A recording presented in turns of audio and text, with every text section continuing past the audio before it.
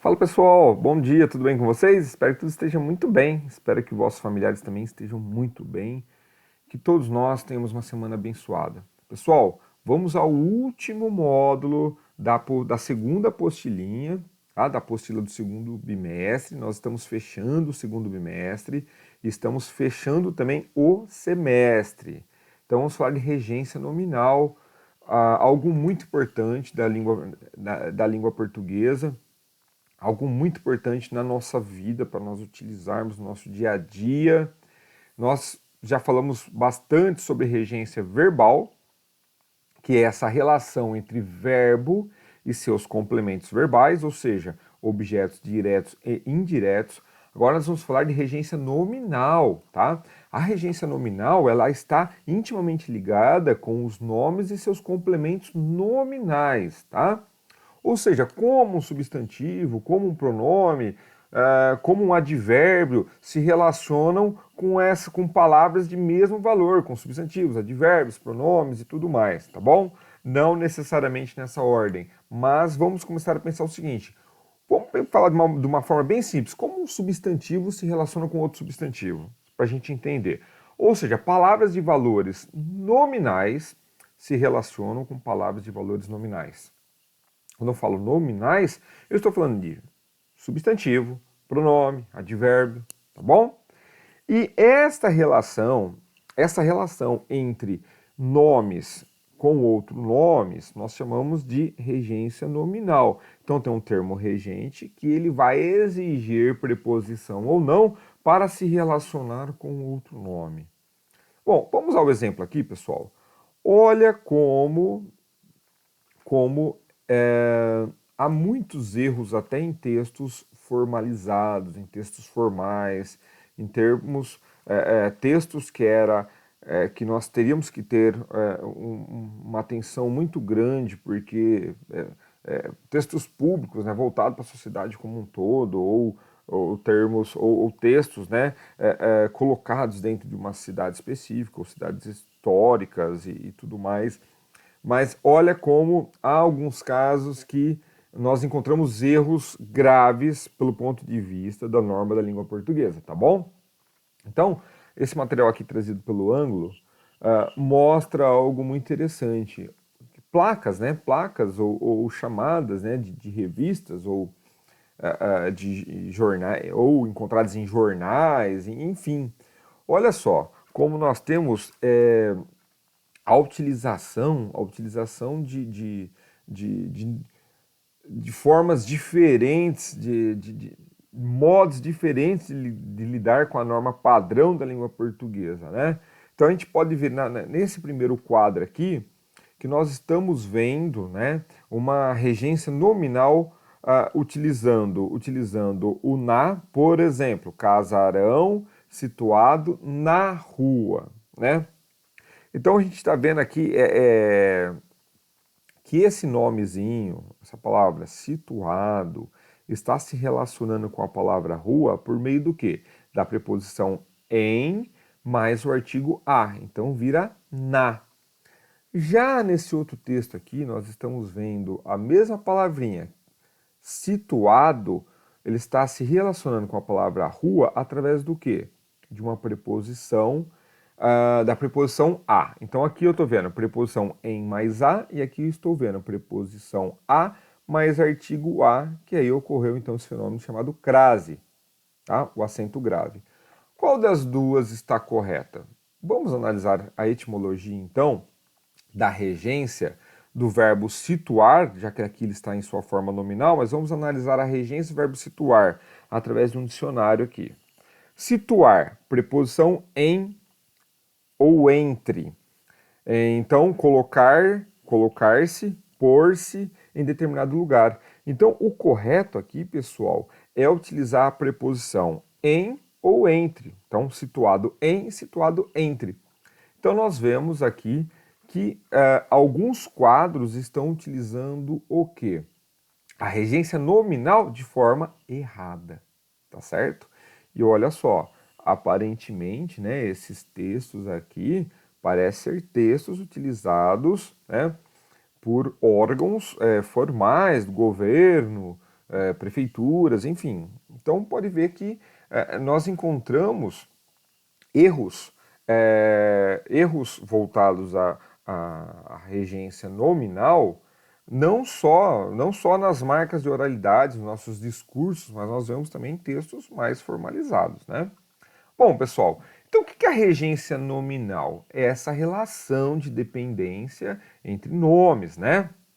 Então nós temos o termo regente, que é aquele que vai exigir ou não a preposição, e qual preposição entre os termos regidos. No caso aqui, eu estou falando de regência nominal, então estou falando de complemento nominal, que são palavras que dependem de complemento e como ele se relaciona com esse complemento, através de uma preposição. E essa preposição, qual é a preposição mais adequada, né? Então pode mudar o sentido. Na regência verbal, nós vemos que pode mudar muito o sentido, a utilização ou não da preposição, né? Mas aqui na regência nominal não vai ser diferente, tá bom? Então, vou ler essa partezinha para vocês aqui, tá? Diferentemente da regência verbal, em que a dependência, em que, dependendo da transitividade do verbo, o termo regido pode ser um objeto direto ou um objeto indireto. Então, a relação entre verbo e seu complemento verbal. Então, por exemplo, quem gosta, gosta de. Quem brinca, brinca com. Brinca de, né? Então, assim, essa dependência. Mas o verbo assistir, por exemplo, o verbo assistir. Se eu falo assistir a, quer dizer que eu estou vendo. Então, assistir ao filme, à novela, ocorre o acento grave, crase. Agora, o verbo assistir pode ter o sentido de ajudar, então não tem preposição. Então, eu vou mudar a forma, eu vou mudar o sentido do verbo aí, né? Então, só para fazer vocês lembrarem um pouquinho da regência verbal, que ela define, então, se o objeto vai ser direto ou indireto, né?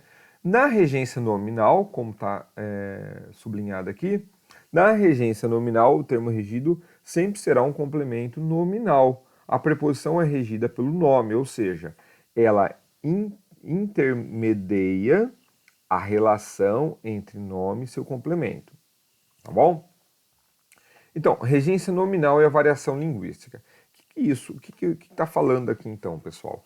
A regência nominal, é lógico que na linguagem falada, né? Quando eu falo linguagem falada, no cotidiano, dia a dia, né? Coloquial, nós não nos atentamos muito à regência nominal, né? Nem à regência verbal, né? A gente se atenta tanto.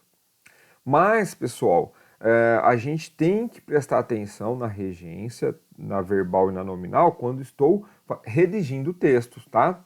Porque você pode perder nota no Enem, você pode perder nota em concursos, né? Quando você escreve não utilizando a norma padrão da língua portuguesa.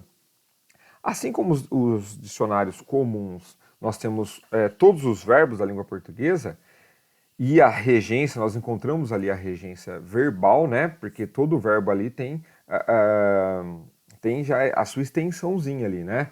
Ah, então o verbo amar, como se relaciona, o verbo gostar, o verbo contar, o verbo dever. Então lá já tem, quando você olha no dicionário, você já sabe a regência dele. Ah, quem conta, conta algo a alguém. Então sei que o verbo contar ele pode ser um verbo transitivo direto e um verbo transitivo indireto, né?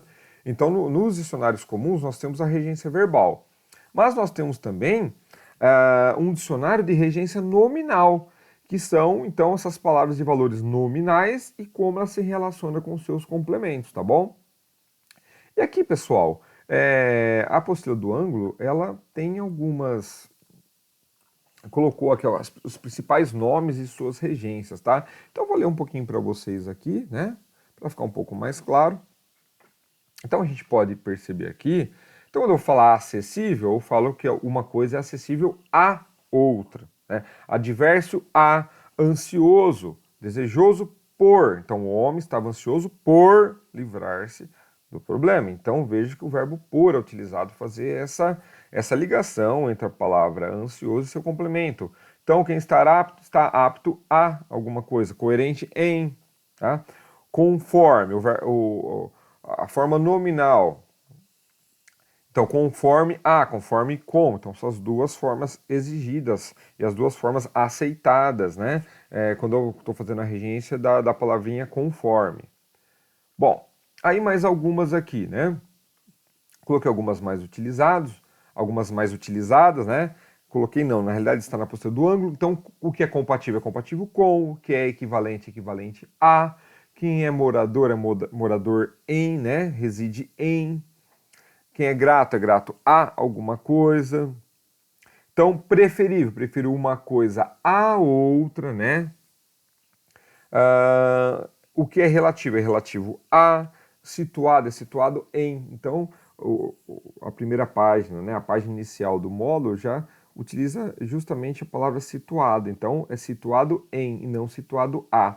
Então, pode ver aqui, ó, nessa oração, a casa está situada na rua. Então, não a rua. Então, é em mais a, tá bom? Então, pessoal, o que eu quero que vocês façam agora? Quero que vocês façam as atividades que começam na página 89 e vai até a página 92. Então, são 5 atividades, tá bom? Então, quero que vocês façam as 5. E eu quero que vocês façam também, como tarefa, atividade 1 da página 94. O ortografar nós faremos na quinta, tá bom? Beleza, galera? Espero que vocês tenham entendido, estarei à disposição de vocês, tá? Nesse horário da aula, mas também vocês sabem que sempre que houver alguma dúvida, me mandem mensagem que assim que possível eu vou responder, tá bom? Um abraço a todos, tenham um bom dia.